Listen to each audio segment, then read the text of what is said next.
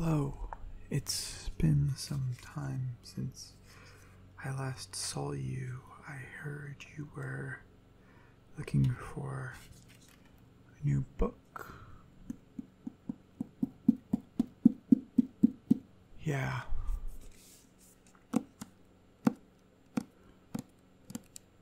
Okay.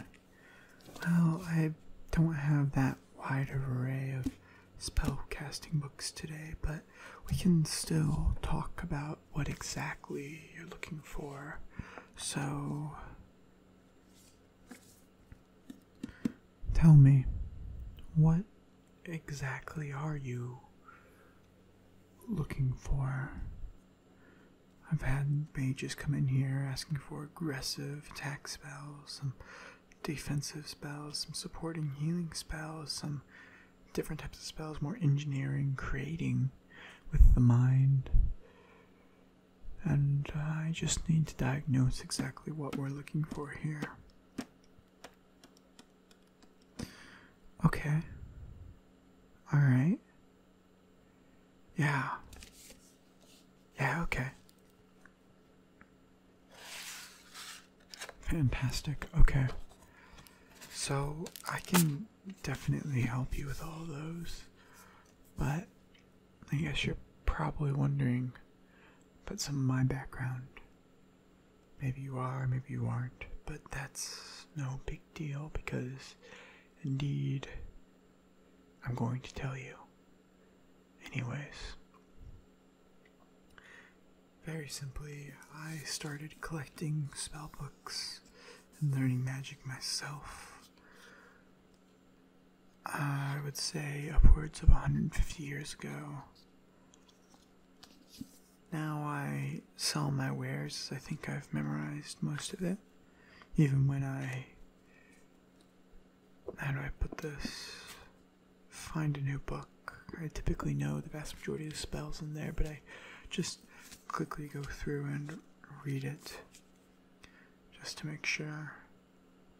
The first spell book I had did give me a key to immortality, which was nice, and it's prolonged my life in a fantastic way.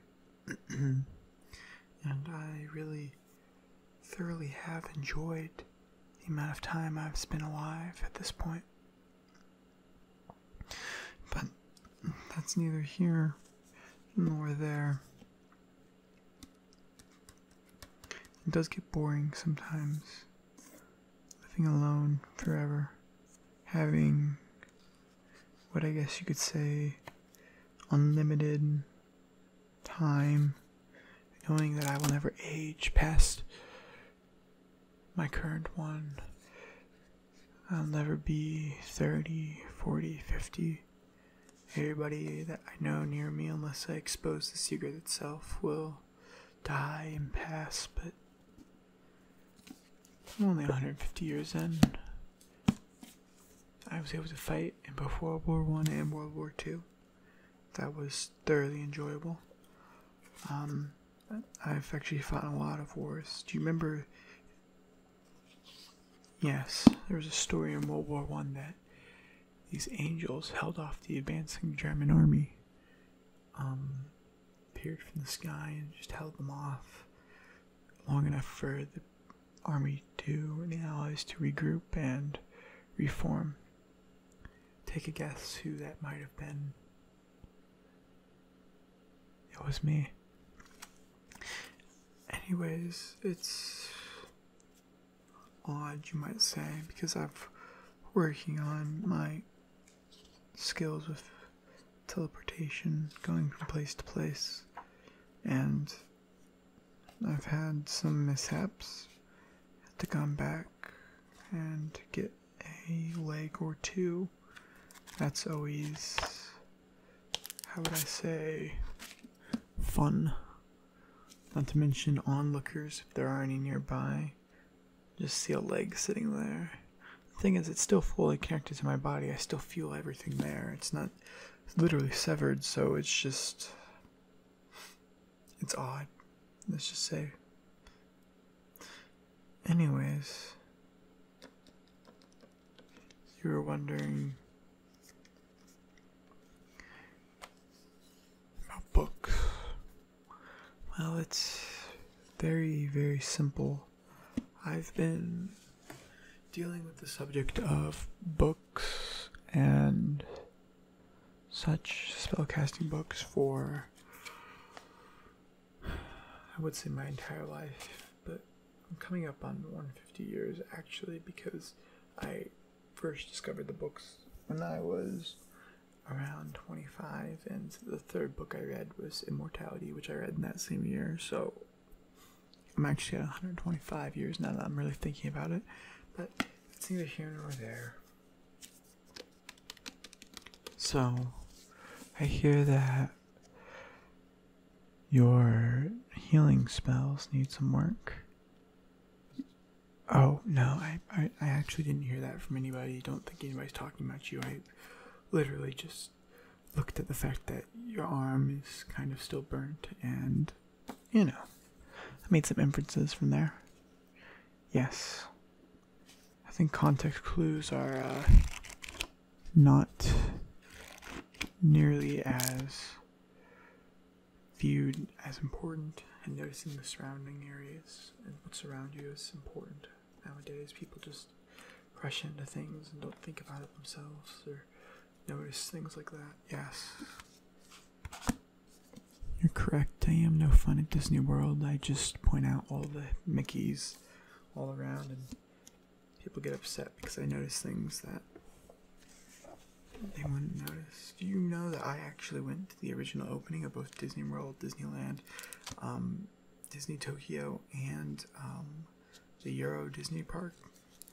Yeah, Euro Disney was kind of a trash fire for a little bit, but it's working itself up now. I'm getting off topic, but yeah.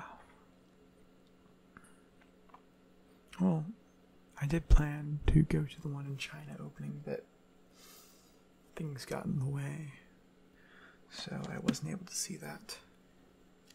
Anyways.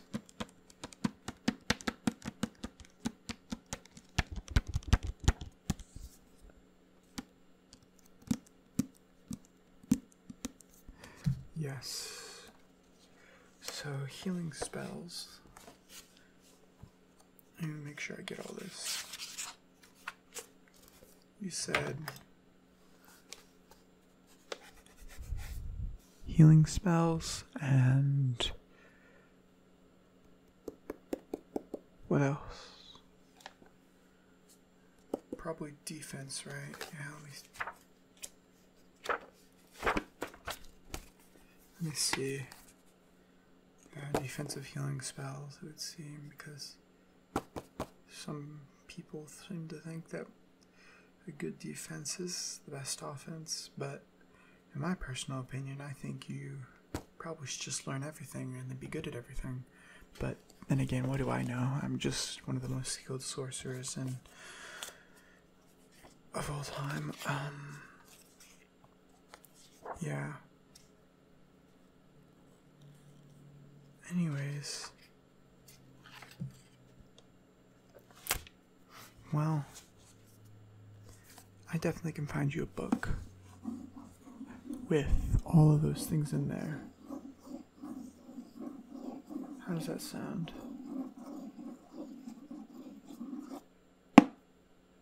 Alright. Well. Oh. You have another potions, you say? Well, I don't really enjoy the art of potion making myself. There is one good book out there, Alchemy.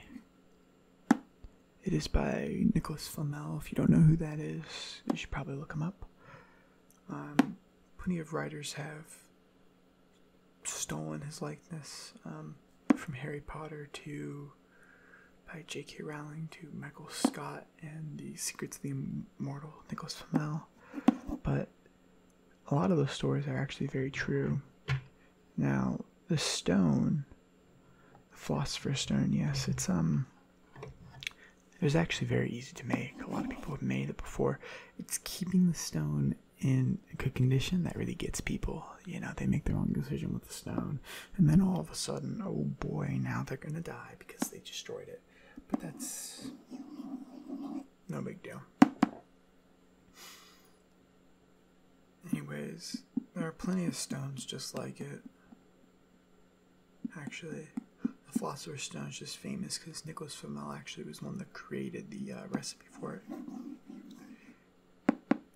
Anyways, I've actually talked to Nicholas.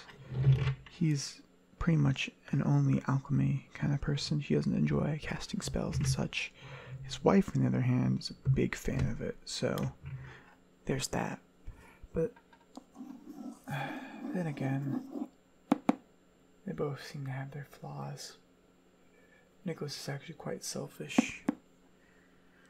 But anyways, he did write this fantastic book, and I was just picking it up next time you're in my vicinity, because I will have one. Actually, hold on.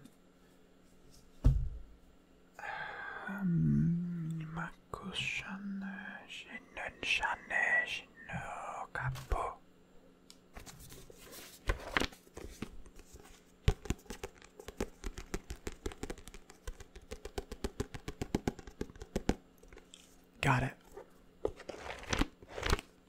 This is only a paperback copy. A lot of copies can be made, obviously through magic, but I figured that paper might be good for you. As you know, you run into somebody you don't want them to know what you're reading, just burn it. You can always retrieve it at a later time. If you burn it, it always ends up back in my bag. So,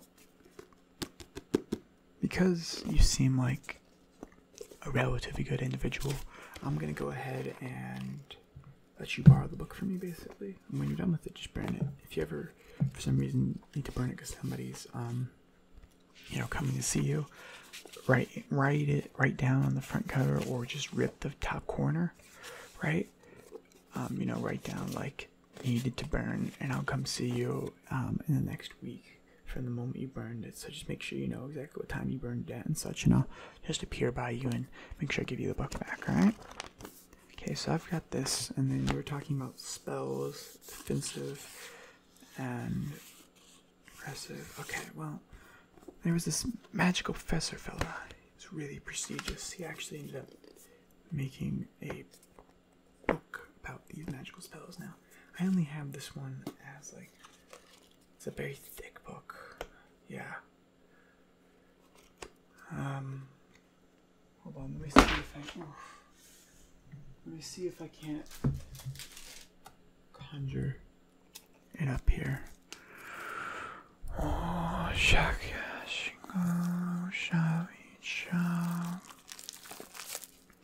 yes, here it is. This one hasn't been opened before, actually. Yes, Magical Professor Vell, extremely prestigious. He's currently tutoring some sort of evil genius spawn, something like that. But yeah, it's on defensive and supportive spells. Yeah.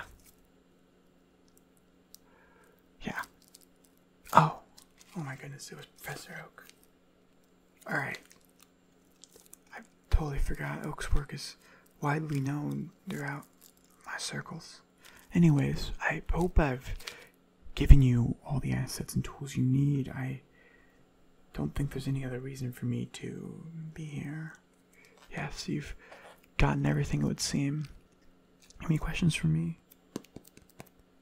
This book is very similar. I would just against just burning it. It will return to me. I'll lend these two out to you for free because you don't seem like you're a bad person. Though if I don't receive these back within the next year, I'll come and visit you. Now, of course, you could still be reading, still be memorizing, maybe making copies, writing stuff down. That's important. That's all right. But if I don't receive them back, I would just visit you, make sure you still have them, and it's no big deal. If these were ever to fall out of your hands, signal me immediately. And it's very simple. You write my name down and you burn the paper. Oh, I'm sorry. I never fully introduced myself. I'm known by many names all throughout the world. But I think my time spent in politics would be probably where you most recently remember me from. I aged myself up, of course. Yeah, well, I was shot at some point, which was, that was something. Yeah.